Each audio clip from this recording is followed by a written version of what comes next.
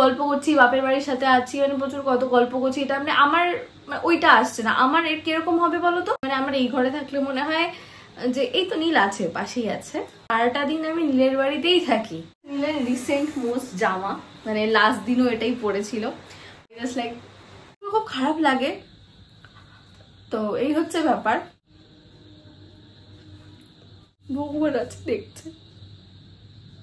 আমার তো রাতের খাওয়া দাওয়া পুরোপুরি কমপ্লিট হয়ে গেছে।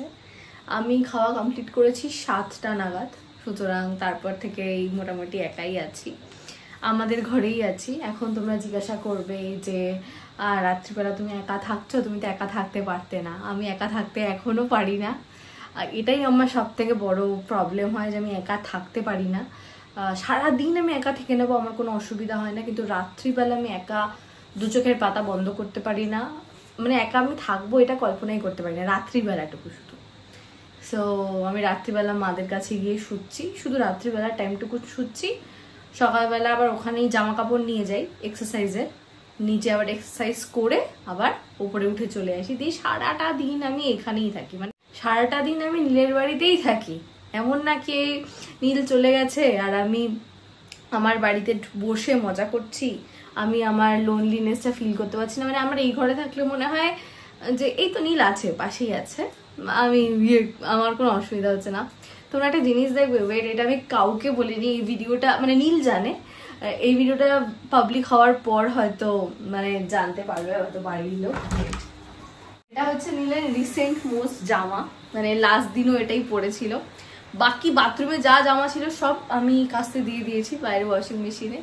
এই জামাটা লাস্ট জামাও পড়েছিল, আমি এটা এখনো কাচতে দিইনি। এটা যতদিন না ও আসে ততদিন আমি এটা ধুতেও দেবো না, I just like and then আবার রেখে দিই চুপচাপ, বেশি আবার ঘাটাঘাটি করি না যাতে স্মেলটা অনেকদিন পেতে পারি তাই। আর এটা আমি বাইরেও রাখি না, কারণ মাসি তো ঝাড়টার দেয়, এটার মধ্যে ধুলো পড়বে, তাই আমি বাথরুমেই রেখে দিই একটা জায়গায়, একটা কোনায়, যেখান থেকে আমি লাইক রোজ।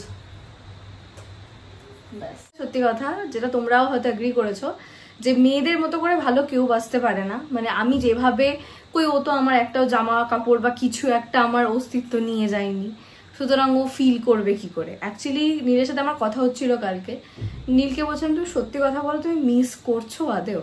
বলছে আমি মিস করছি, আর লিটারালি ও মিস করছে। ও যদি লাইক 3 সেকেন্ডেরও একটা ব্রেক পায় বা 30 মিনিটের, ও যেটুকুনি ব্রেক পাচ্ছে সেইটুকুনিতে কল করে নিচ্ছে।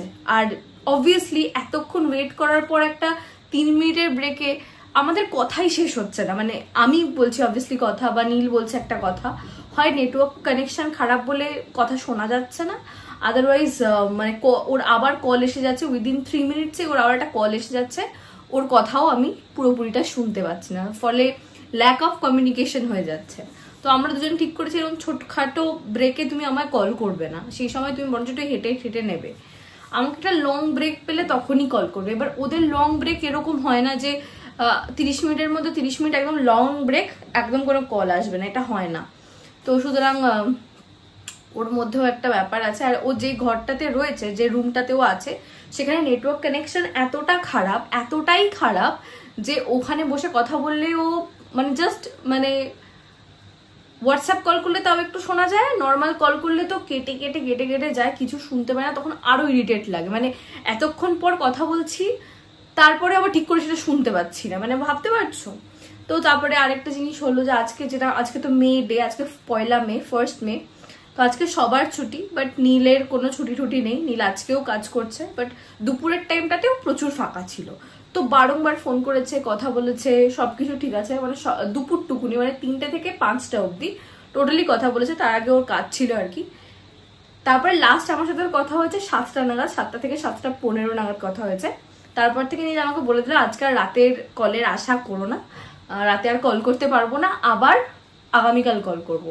আর আমি রাত্রিবেলা তাড়াতাড়ি ঘুমিয়ে পড়ি, মানে 11টার মধ্যে আমি শুয়ে পড়ার চেষ্টা করি, যেহেতু পরের দিন সকাল 6টায় উঠে যাই, একটু এক্সারসাইজ করি সকালবেলা, তো জন্য রাতে বেশিক্ষণ জাগতে পারি না। লাস্ট 2 দিন জেগেছিলাম 12:30 অবধি, কারণ ও বলেছিল 5 মিনিট হলেও আমি তোমায় কল করবো, দিয়ে ঘুমিয়ে পড়ো। কিন্তু আজকে বললো যে আজকে ক্লায়েন্টের সাথে ফুল মিটিং আছে, সুতরাং কথাই বলতে পারবো না একদম, তুমি এক্সপেক্টও করো না। যদি 11টার মধ্যে কল করতে পারি তাহলে কল করবো, আর নাহলে করবো না। তো যেটা বলছিলাম যে মানে ওদের মিস করার ধরনটা না প্রচন্ড আলাদা। মানে ওরা মিস করলে কখন করে? যখন ওরা একা থাকে। আর আমরা লাইক কাজ করতে করতে আমাদের মনে পড়ে ওদের কথা। খাওয়ার সময় ভালো ভালো খাবার খাচ্ছি, আর আমি তো ডায়েট ফুড খাচ্ছি, একদম পুরো ডায়েট ফুড খাচ্ছি, ফলে মুডটা আরো খারাপ হয়ে আছে। মানে তোমরা তো আমাকে সামনে থেকে দেখতে পাচ্ছ না, তোমরা তো আমাকে ওভার দ্য ফোন দেখছো। আমার কখনো এটা ফিল হয় না, আমার লিটারালি কখনো ফিল হয় না আমি আয়নার সামনে কালকে দাঁড়িয়ে দেখলাম আমার ডার্ক সার্কেল পড়ে গেছে। এদিকে আমার ঘুমটা ভালো হচ্ছে, ঘুম নিয়ে আমার কোনো প্রবলেম, ঘুম ভালো হচ্ছে, কিন্তু মানে কোথাও একটা ভাল লাগছে না টাইপের। এমন না আমি depressed, but lack of energy, মানে আমার কোনো কাজ করার এনার্জি পাচ্ছি না, বাট তাও আমায় করতে হবে টাইপের করে করছি। ফলে আমার মুখে চোখে মানে একটা কি বলবো, হ্যাঁ, বাট স্টিল আজকে আমার আজকে রাতে তো আর কল আসবে না, আর কিছুক্ষণ পর মানে আমি 10:30 নাগাদ ঘরে যাই, 11টার মধ্যে আমি ঘুমিয়ে পড়ি। মানে ওদের সাথে অত বেশি আমি কিন্তু মানে প্রচুর গল্প করছি, বাপের বাড়ির সাথে আছি, মানে প্রচুর কত গল্প করছি, এটা মানে আমার ওইটা আসছে না। আমার কিরকম হবে বলো তো, নীল যখন আসবে তখন আমি ওদের সাথে আবার খুব ফুল অফ লাইফের মতো করে মিশতে পারবো, কিন্তু নীল নেই, আমার কারোর সাথে কথাই বলতে ইচ্ছা করছে না, বুঝতে পেরেছো তো? আর নীল আমাকে ফোন করে বারবার বলে যাচ্ছে তুমি ইউটিউবে মন দাও, ইউটিউবে সবার সাথে কথা বলো, অবভিয়াস যেটা আমি করছি। নীল আমাকে বলছে ঘুরে আসো, বাইরে যাও, ঘুরে আসো, বাইরে যাও, ঘুরে আসো। যেমন আমি গেছিলাম কালকে তোমার অক্ষয় তৃতীয়ার দিন আর কি, একটা জিনিস শুভ কিনতে হয়, একটা মানে কিছু ধাতু। এখন আমি সোনা বা রূপোতে ইনভেস্ট করতে চাই না, কারণ সোনার প্রচুর দাম, আর রূপো আমার অতটা বেশি পছন্দ না বলে আমি কিনতে চাইছি না।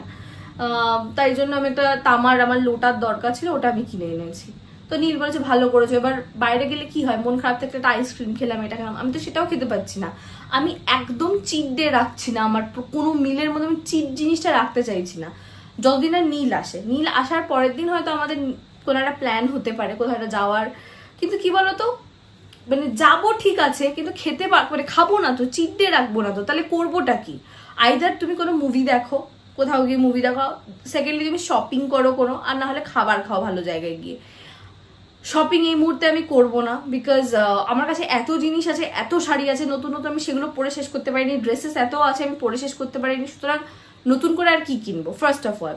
দ্বিতীয়ত হচ্ছে মুভি দেখা আমার মানে কোনো একটা সিনেমা হলে গিয়ে আমার মুভি দেখাটা না অতটা বেশি পছন্দের না, কারণ এখন এত ওটিটি প্ল্যাটফর্মস আছে যেখানে আমি ইজিলি কয়েকদিন পর মুভিগুলো অ্যাভেলেবল পেয়ে যাই। থার্ড হচ্ছে খাওয়া দাওয়া করা।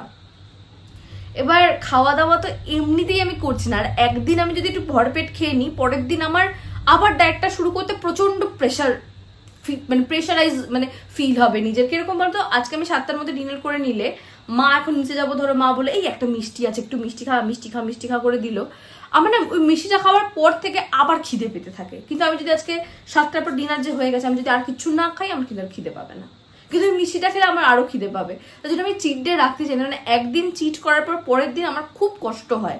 সুতরাং এই সব মিলিয়ে খাবার একটা ভালো খেতে পাচ্ছি না, নীল নেই বলে একটা মানে কিছুই না, মানে আমি ওরকম ভেঙে পড়িনি, এরকম ঝুলে যাইনি নিজে একদম, বাট স্টিল কোথাও একটা ল্যাক অফ এনার্জি। আমি প্রচুর হইচইতে মুভি দেখছি, বাট ওই একটা ব্যাপার। আর তোমরা দেখবে এখন আমি মানে ক্যামেরার সামনে একদম পুরো ভয়েস দিয়ে কথা বলছি, এটা আমি এখন পারছি বিকজ আমি নীল থাকলে নীল সারাক্ষণ এই ঘরে বসে কল করে, সুতরাং আমাকে অলওয়েজ ভয়েস ওভারে কথা বলতে হয়। কখন কথা ভয়েস ওভারে, আমি ভয়েস ওভারটা কখন দিই, যখন নীল হয়তো মিটিং ডান হয়ে গেল রাতের দিকে, মানে রাত তাও 1টা-2টোর দিকে আমি ভয়েস ওভার দিই, তারপরে ঘুমিয়ে পড়ি। তখন মানে যেদিনগুলো আমাকে ভয়েস ওভার দিতে হয় সেদিনগুলোতে আমার 11টার সময় ঘুমানোটা আর কি হয় না। বাট আজকে এখন নীল নেই, দেখো আমি ঘরের মধ্যে বসে সুন্দর কথা বলতে পারছি, মানে লাইক ভয়েসে, নিজের ভয়েসে কথা বলতে পারছি। নিজের ভয়েসের সঙ্গে সঙ্গে কোনো জিনিস এক্সপ্রেস করার যে একটা আনন্দ বা একটা স্বতঃস্ফূর্ততা, সেটা তো আর ভয়েস ওভারে অতটা বোঝা যায় না। কিন্তু আমি যতটা চেষ্টা করি যে আজকে ব্লগ করলে কালকে এডিট করে নেওয়ার, বিকজ কালকের ফিলিংসটা আমি 10 দিন পরে গিয়ে মনে রাখতে পারবো না, রাইট? তাই জন্য আর কি। এনিওয়েজ, খারাপ ভালো মিশিয়েই আছি। কালকে আমাদের একটা বিয়ে, মানে কালকে আমার একটা নিমন্ত্রণ আছে, তোমার কি বলে জানো, গৃহপ্রবেশে। আমাদের চেম্বার অফ সিক্রেটস এর মেম্বার তনুশ্রীদির বাড়িতে গৃহপ্রবেশ হচ্ছে, তনুশ্রীদির বাড়িতে নিমন্ত্রণ। তো আমি কিছুক্ষণ আগে গেছিলাম, বেরিয়েছিলাম কিছুক্ষণ, মানে নীলের ফোনটা রাখার পর নীল আমাকে টাকা পাঠালো যে তুমি তনুশ্রীদির বাড়িতে, মানে ও খুব আনন্দিত, লাইক আমি কোথাও একটা ঘুরতে যাব, আমার মনটা একটু ফুরফুরে থাকবে, ও খুব খুশি, ঠিক আছে? তাই জন্য আমার আমি টাকা পাঠিয়ে দিয়েছি, তুমি গিফট কিনে নাও। তো নীল আমাকে টাকা পাঠালো কিছুক্ষণ আগে, গিয়ে আমি একটা ইলেকট্রিক কেটল কিনে এনেছি। তো র্যাপ ফ্যাপ করা বলে দেখাতে পারছি না তোমাদের, ইলেকট্রিক কেটল হয় ওইটা কিনে এনেছি ওয়ান্ডার শেফের। সো ওইটা দেবো কালকে। তো এই হচ্ছে ব্যাপার, কালকে যাওয়া মানে কালকে গৃহপ্রবেশ ওদের, কালকেই খাওয়া দাওয়া হবে, যাওয়া হবে। তাই আজকে আমি সন্ধ্যা থেকে দেখছিলাম যে কি পরবো, শাড়ি পরবো না কুর্তি পরবো। তো শাড়ি নীল আমাকে যে শাড়িগুলো দিয়েছিল তার মধ্যে বেশিরভাগই কালো আর নাহলে ডিপ ডিপ কালার। আর কালকে সকালের অনুষ্ঠান, তো রিসেন্টলি পয়লা বৈশাখে ও আমাকে 3খানা চিকনকারি কুর্তি দিয়েছে। একটা তো পরেছি দেখেছো, একদম ডার্কেস্ট পার্পল কালার, একটা দিয়েছে পুরো হোয়াইট কালারের চিকনকারি কুর্তি, ওইটা আমি ভাবছি কালকে পরবো। তো এখন আমার চুলটা গতকালই শ্যাম্পু করেছি, এখনো বেশ মানে মাথাটা গ্রিসি হয়নি। সো আমি ভাবছি আজকে ওখানে ভালো করে অয়েলিং করে নি, কালকে তো শ্যাম্পু করবো আবার। 12টা 12:30 নাগাদ বাড়ি থেকে বেরোবো, এখান থেকে আমরা বেরোবো, ওখানে গিয়ে পৌঁছাবো। ওখানে বেশি দূর না, মধ্যমগ্রামে আমাদের নিমন্ত্রণ আছে আর কি, মানে মধ্যমগ্রামে ফ্ল্যাট কিনেছে, তাই জন্য মধ্যমগ্রামে যাব। তো আমি ভাবলাম যে তোমাদের সাথে একটু কথা বলি, তোমাদের সাথে ভিডিও করে কথা বললে আমার ভাল লাগে, মানে তোমরা অনেক রিলেট করতে পারো আমার সাথে, তোমরা তোমাদের নিজের মনের কথাগুলো কমেন্ট সেকশনে লেখো, সুতরাং আমার ভীষণ ভাল লাগে। লাইক পুরো মনে বন্ধু টু বন্ধু কথা বলছে। হ্যাঁ, এবার আমি না কাউকে ঘুরতে চল না বলে জোর করতে পারি না, কারণ আমি জানি শিল্পার একটা নিজস্ব জগৎ আছে যেখানে পড়াশোনা আছে, ওকে চাকরি পেতে হবে, ওকে প্রচন্ড পড়াশোনা করতে হবে এই এই এই এই অরাজকতার সমাজে আর কি। হ্যাঁ, চাকরি পেতে হবে, দাঁড়াতে হবে, ওর নিড আছে একটা চাকরি, ঠিক আছে। এখন আমার বর নেই বলে এই আয়নারে ওটা আমি করতে পারবো না। ও যদি নিজে থেকে বলে চল নীলাক্ষী ঘুরে আসি বা কিছু, আমি অলওয়েজ হ্যাঁ ঠিক আছে চল, বাট আমি ওকে, আমার বর যেহেতু নেই সেই জন্য আমি সুযোগ খুঁজে ওকে, আমি ফ্রি বলে ওকেও ফ্রি করিয়ে নিয়ে ঘুরতে চলে যাবো, ওটা আমি করি না। আমাকে আগের দিন একজন কমেন্ট করেছিল যে তুমি তো মানে আমি বললাম না যে আমি একটা ঘরে থাকি, একটা ঘরে মামুনি বাবাই থাকে, তারপরে স্টোর রুম একটা। সত্যি কথা বলতে প্রচন্ড প্রবলেম হয়। তোমরা আমার আগের ব্লগ দেখেছো, মানে বেলঘরিয়া থাকাকালীন আমরা কতগুলো ঘর নিয়ে থাকতাম, একটা ঘরে ভিডিও এডিট করতাম, একটা ঘরে পড়তাম, নানান রকম ঘর ছিল। শিফট করলাম আমরা ফ্ল্যাটে, এবার আমাদের ফ্ল্যাটটা সাজিয়েছিলাম পুরো আমি আমার মতো করে। তোমরা এখনো দেখতে পারো আমার হোম ট্যুরের ভিডিওটা, ফ্ল্যাটের হোম ট্যুরের ভিডিওটাতে আমি বলেছি যে আমাদের ফ্ল্যাটটা আমি পুরো আমার মানে তখন তো আমি জানি না যে আমার বিয়ে হবে, এই বছরই বিয়ে হবে, কার সাথে কিছু জানি না, আমি আমার মনের মতো করে সাজিয়েছি যাতে ভিডিওজেনিক হয় বাড়িটা এরকম।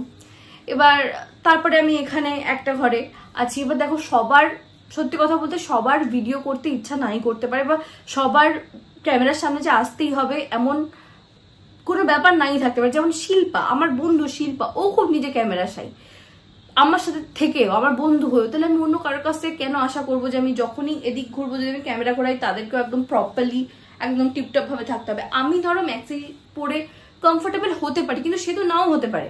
ধরো আমার বাবা, আমি মেয়ে বলে লুঙ্গি পরে কমফোর্টেবল, যে ঠিক আছে কি আর হবে, মেয়ের বয়সী মেয়েরাই তো দেখবে, খুব একটা খারাপ লাগবে না। আমি তো আমার লুঙ্গিটাকে এই হাঁটু অব্দি তুলে বসে নেই, যেমন আছে সেরকম আছে, কিন্তু অনেকে হয়তো সেটা পরেও কমফোর্টেবল না হতে পারে। সুতরাং আমি কাউকে কখনো ফোর্স করতে পারি না, এটা আমার মানে আমার অধিকারের মধ্যে পড়ে না। তো আমাকে যে অ্যাপ্রুভ করেছে যে হ্যাঁ আমাকে দেখাতে পারো, আমাকে নিতে পারো, আমার কথা বলতে পারো, তাদের ব্যাপারে আমি বলি, আর তা বাদে আমি বলি না। তারপর এটার মানে যে এটা নয় কখনো যে তারা ভালো নেই, তারা আমাদের সাথে নেই, আমি তাদের দূর করে দিয়েছি, এরকম কোনো ব্যাপার। আমার কি ক্ষমতা যে একটা মেয়ে এসে তাদের দূর করে দেবে? মানে তুমি ভাবো যে আমার 1.5 বছর হয়েছে, তার মধ্যে আমি কাউকে বের করে দেবো বাড়ি থেকে? এটা কোনোদিনও সম্ভব? এরকমও আমি কমেন্ট পেয়েছি, আমি নীলকে দেখাই। আমার সব থেকে এটা মনে হয় যে আজকে যদি মানে তুমি ভাবো কোনো ছেলের সামনে যদি তার বাবা মার সাথে তুমি খারাপ করো, টোটালি আমি মানে সেটা বলছি আর কি, খারাপ করো, ও হয়তো আজকে আমি বউ বলে আজকে আমি ছেড়ে দিই যে ঠিক আছে চলো বউয়ের কথা মেনে আমি চলি, কোনো চাপ নেই। কয়েকদিন পরে কিন্তু ওই আমায় কথা শোনাবে যে তোমার জন্য তো আমার বাবা মার সাথে এই হলো এই করলে তুমি, তাতেও তোমার শান্তি হয়নি। এই জিনিসটা আমি কোনোদিনও শুনতে চাই না। আমি পৃথিবীর সবার চোখে খারাপ হয়ে গেলেও আমার চাপ নেই, আমি যেন আমার পাশে যে মানুষটা থাকে তার চোখে একদম সৎ, একদম স্টেবল থাকতে পারি। মানে আমি যেন কোনোদিনও ওর সাথে, দেখো যারা বলে যে শ্বশুর শাশুড়ি, মানে কয়েকটা কমেন্ট এসেছে যে শ্বশুর শাশুড়িকে দেখো না, শ্বশুর শাশুড়িকে দেখা যায় না, এটা না ওটা না। তুমি ভাবো আজকে আমার বরের কাছে তো তার মা বাবা প্রিয়, তাহলে আমি আমার বরকে ভালোবাসি মানে অটোমেটিক্যালি তাদেরও আমার ভালোবাসার লিস্টে ফেলতেই হবে, অটোমেটিক্যালি ওটা এসে যাবে, ঠিক আছে, বাই ডিফল্ট যেটাকে বলে। তো তাদের প্রাণটাকে কষ্ট দিলে আমার বরের প্রাণটাই তো দুঃখ পাবে, বুঝতে পেরেছো? যে এখন মানে আমি একটা কথা খুব মানে মানি, মানে এটা আমি এখন থেকেই মানি, সেটা হচ্ছে ধরো আমার কয়েকদিন পরে যদি বেবি হয়, সেটা যদি ছেলে হয়, তাহলে তো আমিও ছেলের মা, আমারও তো ছেলের বিয়ে হবে, আমার ছেলেরও একটা বউ আসবে। তো সেই বউটা যদি আমার ছেলেকে ভালোবাসে মানে তো মানে আমার ছেলের প্রাণটাকেই ভালোবাসতে, মানে মানে সেই বউটা যখন আমার ছেলেকে ভালোবাসবে, তার মানে আমি যেই প্রাণটাকে ভালোবাসি সেও তো সেই প্রাণটাকেই ভালোবাসে। তাহলে আমার সাথে আমার বৌমার কেন কম্পিটিশনটা হবে? আমার ছেলে যদি আমার ছেলের বউকে কোনো ভালো জিনিস গিফট করে বা কিছু ভালো, ধরো বেশি বেশি জিনিসই এখন আমার বউকে দিচ্ছে, যেটা ওর অধিকার, সব দিচ্ছে ওকে, তার জন্য তো আমার রাগ করার কিছু নেই। কারণ আমি আজকে এই ছোট বয়সে যখন আমি আমার বরের সাথে বিয়ে করছি, আমার বড় তো আমাকে দিয়েই বড় করছে, মানে বড় করছে মানে কি, বুড়ি করছে, আরো বুড়ি করছে। তাহলে আমার ছেলে যখন তার বউকে দেবে, তাহলে আমার সাথে ওর কম্পিটিশনটা কেন হবে? কারণ আমিও তো একটা সময় ওর বয়সে ছিলাম, আমিও তো আস্তে আস্তে বুড়ি হয়েছি, এই সমস্ত জিনিস পেয়েই বড় হয়ে মানে বুড়ি হয়েছি। তাহলে যেই প্রাণটা আমার ভালোবাসাটাকে ভালোবাসে, তাহলে তার সাথে আমার কিসের কম্পিটিশন, কিসের রাগারাগি? সে তো আমার আরো আদরের হওয়া উচিত, যে আমি যাকে ভালোবাসি সেও তাকেই ভালোবাসে, সেও তার কল্যাণ চায়। সুতরাং মানে এই জিনিসটা যবে সবার মধ্যে ক্লিয়ার হয়ে যাবে, তবে সবাই সবাইকে একভাবে দেখতে পারবে, কোনো আলাদা না। সবাই সবাইকে বলে যে মেয়ের মতো ভালোবাসি, তুই মানে মেয়ের মতো ভালোবাসি সবাই বলতে পারে, বা ছেলের মতো ভালোবাসি বলতে পারে, কিন্তু আক্ষরিক অর্থে কিন্তু সেটা হয় না, এইভাবে কেউ ভাবে না। তো এই জিনিসগুলো খুব খারাপ লাগে। তো এই হচ্ছে ব্যাপার। তখন মানে তুমি নিজের মন থেকে সবকিছু চেয়েও সবকিছু এক হবে না, এটা তোমাকে বুঝতে হবে। এবার মানুষের মধ্যে পার্থক্য থাকবেই, সবাই যে তোমার মতো করে ভাববে এমনও না। তবে আমার মা বাবা আমাকে একটা জিনিস শিখিয়েছে, যে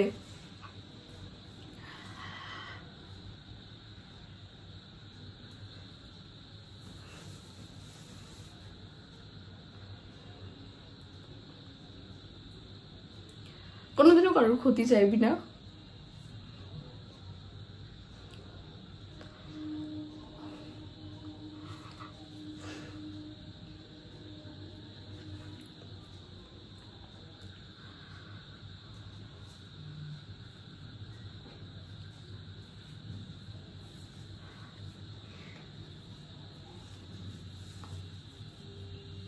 ভগবান আছে দেখছে।